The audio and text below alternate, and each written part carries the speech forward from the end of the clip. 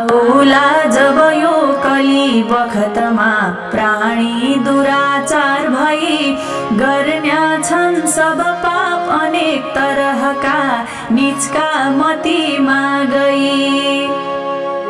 साँचो बात गरैन कोही अरूकै गर्नन् त निन्दा पनि अर्काको धन खानलाई अभिलाष गर्नन् असल हो भनी।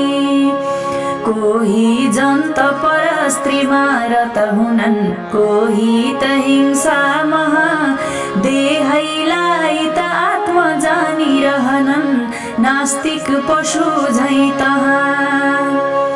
कामका चाकर झैं भएर रहनन् स्त्रीलाई देउता सरी मान्नन् पितृ र मातृलाई बुझी खुब शत्रु सरीका गरी।